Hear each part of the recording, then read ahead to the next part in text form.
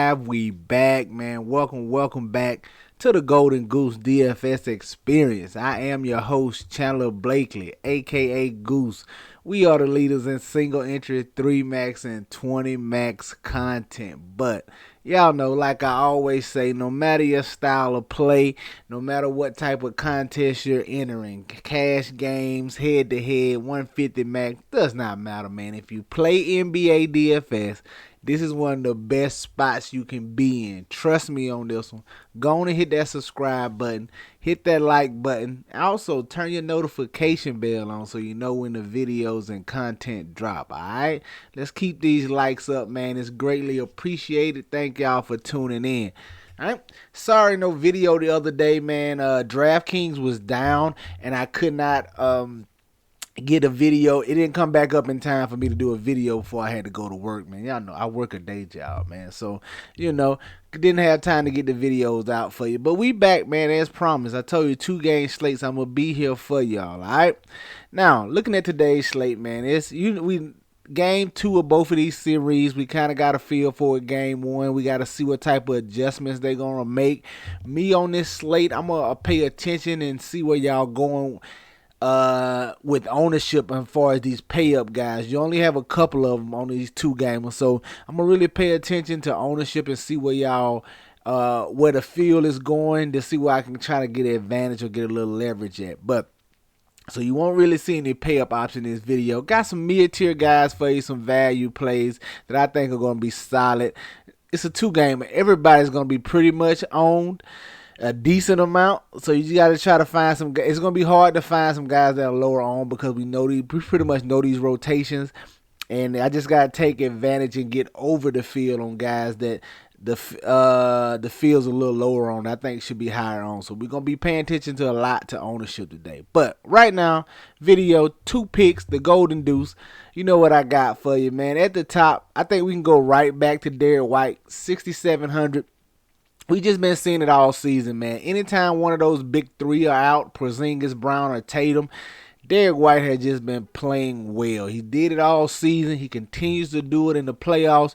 Porzingis still is out right here. I think we can go right back to Derek White. Now, don't expect him to shoot as good as he shot last time, but yeah, man, he's a solid. Definitely should get you over 30 fantasy points here. The price doesn't move that much at 6,700. I'm going right back to Derek White today. All right, probably gonna garner some ownership in that mid tier.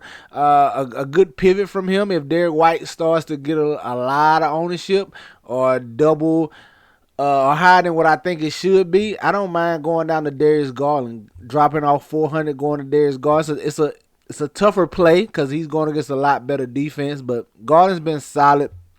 Doesn't have as high as upside as Derek White, but I think in like GPPs, that could be a little decent pivot if Derek White starts to pick up too much ownership for your liking, all right? And at the center spot, man, I'm going to go right back to Daniel Gafford. Played him last time. Going right back to him here, 4,900. Listen, he's going to do his thing down there. He's heavy in the pick and roll with Luka. He's live for a double-double, man. That's where his points really going to come at. Chet Holmgren is not that strong on the glass. I ain't going to say not that strong on the glass. Just hasn't rebounded all that well in his first year of full action. I think Gafford definitely has an advantage in that department. He's live for a double-double. Like I said, all the minutes are going to be there provided he stays out of foul trouble.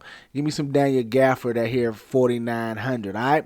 There you have it, man. Your 2 plays on DraftKings, Derek White and Daniel Gafford, all right?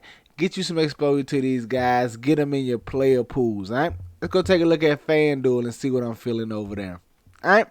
Now, coming in on the FanDuel side, man, early on, ownership is going to change, but more people are looking like they're getting to Jason Tatum. I don't mind going right back to SGA at 10-4 here. I pay the extra, $800 here and take some SGA if he's going to be half the ownership of Jason Tatum.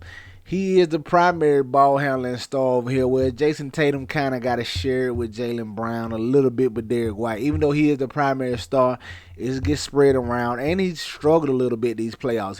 He's due for some positive regression. He should have a big one coming, but I don't know if they're going to get in a spot where they need him to have those monthly performances, man. They don't need him to have 50 real life points against Cleveland. So it's just probably not going to happen. He's probably going to keep doing what he's doing, middling performances, 40 to 50 fantasy points, unless he just comes out and he's on fire from the field or something. But I don't see him going crazy. None of these guys in this Boston Celtics game, unless they're just having an absurd night shooting the ball, I don't see any of them having to go crazy to beat these Cleveland Cavaliers. So if all the ownership can go to Tatum, I'll go right back to SGA, which should be a more competitive game here. I think Dallas comes out a little hungry, more aggressive, firing. So that should push SGA. I like going to him if everybody's getting to Tatum on FanDuel, all right? And then at the center spot, man, another value piece. I think we can go right back to Luke Cornett. So I'm getting 20 minutes last game, 3,900. They're going to need the size down there to keep a 7-footer out there, especially if Jared Allen is back. We're going to be waiting on that news.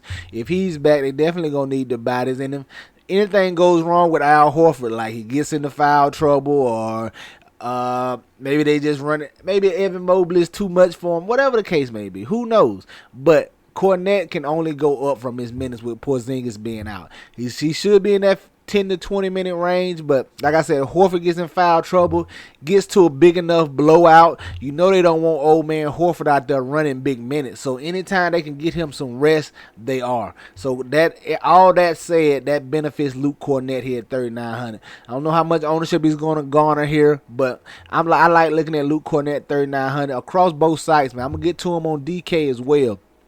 Just for the simple reason that he can pick, anything goes wrong, he can pick up extra minutes, man.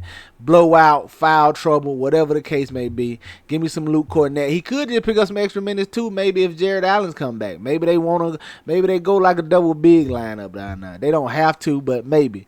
It's just a lot of ways for him to pick up extra minutes, and I anticipate him getting close to 20 minutes in that spot at 3,900. Probably one of the best values you're gonna find on today's slate, unless something crazy happens during the day. But there you have it, man. Your two picks, Luke Cornett and SGA. I don't know how the picks just disappeared, but SGA and Luke Cornett, man, your two plays on FanDuel. All right, that's gonna do it for us here today, man. Y'all know the motto: chances make champions. Y'all green up. I'll catch y'all next time. All right, let's get it.